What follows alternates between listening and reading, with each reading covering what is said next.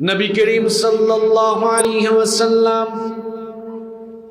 কাফের মুশরিকদেরকে যখন কিয়ামতের কথা বলে বলে সাবধান করতেন, তখন কাফের মুশরিকরা বলতো যে কিয়ামতের কথা আমাদেরকে বলা হয় সেই কিয়ামতের ঘটনা কোন দিন ঘটবে তারা নবীজিকে জিজ্ঞেস করত।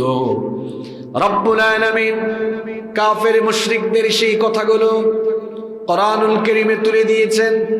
রব্বুল আলামিন বলছেন ইয়াসআলুকান নাসু আনিস সাআহ, ও নবী তারা আপনাকে জিজ্ঞেস করছে কিয়ামতের মহাপ্রলয়ঙ্কারী সেই ঘটনা কখন ঘটবে।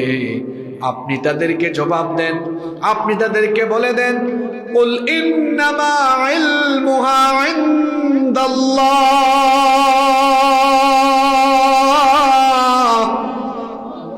আপনি তাদেরকে জবাব দেন কিয়ামতের সেই বিভীষিকাময় ঘটনা কখন ঘটবে এটা একজন ছাড়া কেউ জানে না, তিনি কে?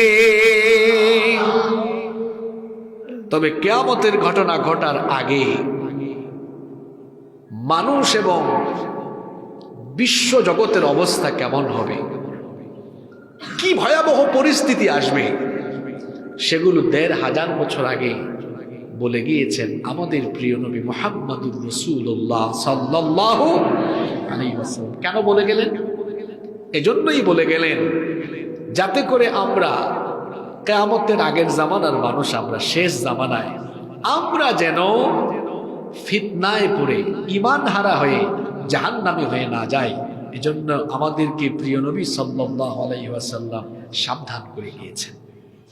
নবীজি বলেছেন কিয়ামতের আগে এমন একটা ভয়াবহ পরিবেশ আসবে, এমন একটা বিপজ্জনক অবস্থা আসবে, জ্বলন্ত কয়লার উপরে দাঁড়িয়ে থাকা যেমন দুঃসাধ্য ব্যাপার, ঠিক তেমনি কিয়ামতের আগে নিজের ঈমান হেফাজত করা আরো বেশি কঠিন হয়ে দাঁড়াবে। সকালে মানুষ ঈমানদার থাকবে, বিকালবেলা কাফির হয়ে যেতে পারে। ঈমান হারানোর উপাদান সেই জামানায় চতুর্দিকে বিরাজ করবে। দেখুন তো, এত দূরে যাওয়া লাগবে না। ঈমান হারানোর জন্য পকেটে থাকা একটা মোবাইল ফোনের অপব্যবহারই আজকে যথেষ্ট, কিচ্ছু লাগে না। এমন এক ভয়াবহ ফিতনার জামানায় আমি আপনি আমরা চলে এসেছি নিজেকে ধ্বংস করে দেওয়ার জন্য, জাহান্নামের দিকে নিয়ে যাওয়ার জন্য। ঘরের বাহিরে যাওয়া লাগে না, ঘরের ভেতরে থেকেই ঈমান হারা হওয়ার উপাদান, সুযোগ আজকের দুনিয়ায় আছে না নাই?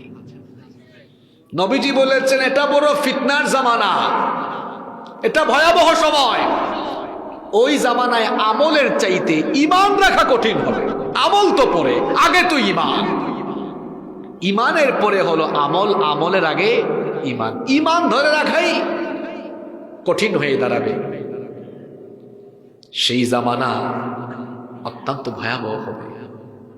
শেষ জামানায় চলে এসেছে। অনেকে বলে কিয়ামত কখন হবে? আরে কিয়ামতের নবী চলে এসেছেন। নবীজি বলেছেন আনা ওয়াসসাআতু কাহাতাইনি ওয়া দাম্মাস সাবাবাতি ওয়াল উসতা। এই দুইটা আঙ্গুল সাহাবীদেরকে দেখায় নবীজি বললেন, দেখো সাহাবীরা, এই দুই আঙ্গুলে যেমন কোনো ব্যবধান নাই, আমি আর কিয়ামত কাছাকাছি। আমি চলে আসা মানে কিয়ামত চলে এসেছে, আমার দুনিয়াতে চলে আসা মানে কিয়ামতের আর বেশি বাকি নাই।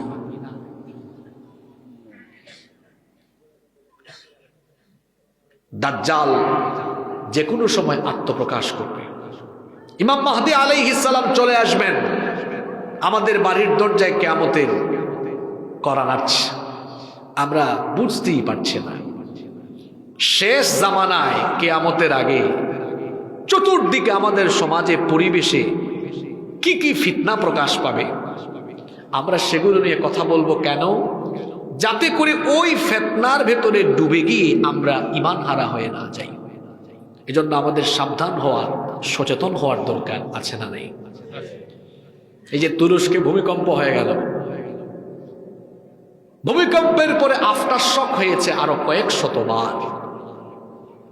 ধারণা করা হচ্ছে বাংলাদেশেও একটা ভয়াবহ ভূমিকম্প হতে পারে। ভূমিকম্প কেন হয়? ভূমিকম্পের মৌলিক কারণ হলো দুইটা। মূল কারণ, মৌলিক কারণ কয়টা? নাম্বার ওয়ান, এক নাম্বার হলো প্রাকৃতিক কারণ, দুই নাম্বার হলো কৃত্রিম কারণ। কয়টা কারণ বলেছি? দুইটা। এক নাম্বার প্রাকৃতিক কারণ, আমরা যে পরিবেশে বসবাস করি, চারপাশে যে গাছপালা, নদ নদী, সাগর মহাসাগর, পাহাড় পর্বত, এই সব কিছুই হলো প্রকৃতি, পরিবেশ। এই প্রকৃতি বা পরিবেশ এমনি এমনি সৃষ্টি হয় নাই। প্রকৃতিকে যিনি সৃষ্টি করেছেন তিনি কে? আর যিনি নিয়ন্ত্রণ করছেন তিনি কে?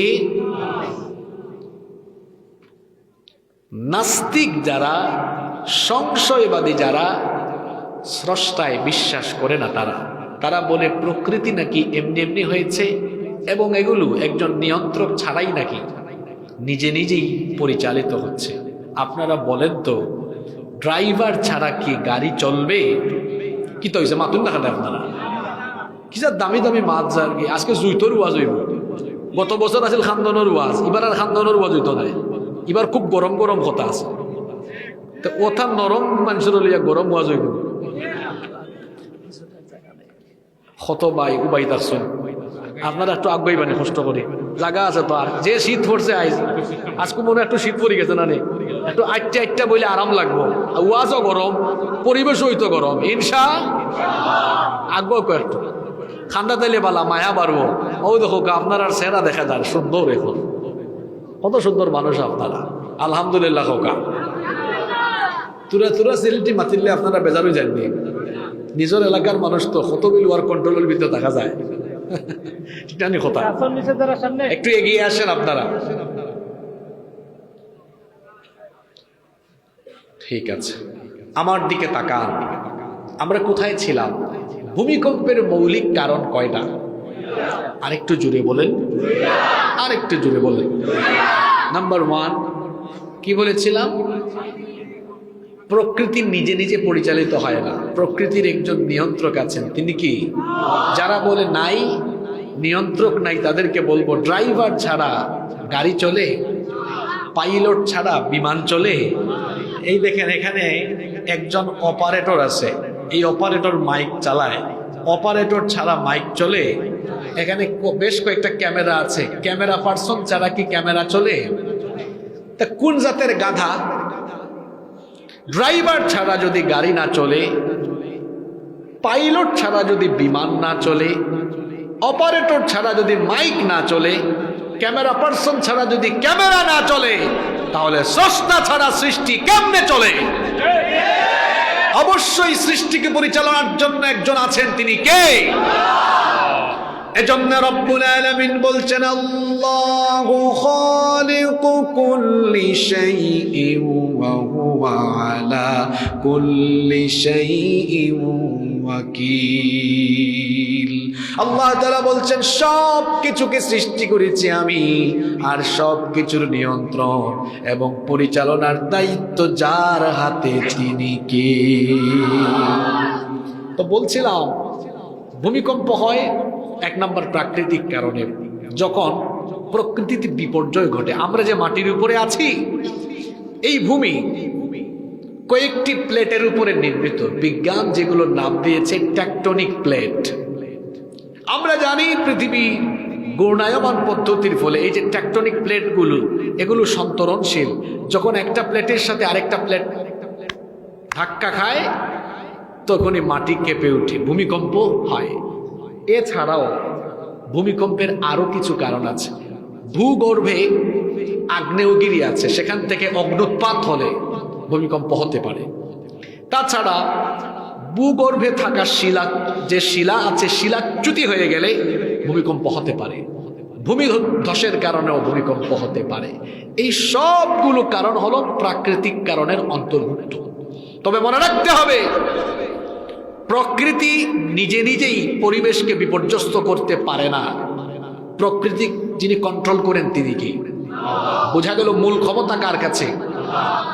নাম্বার টু, দুই নম্বর কৃত্রিম কারণ। ভূমিকম্প কিংবা যে কোনো গজব এমনি এমনি আসে না। এগুলো আমরা নিজেরাই নিজেদের বিপদ ডেকে নিয়ে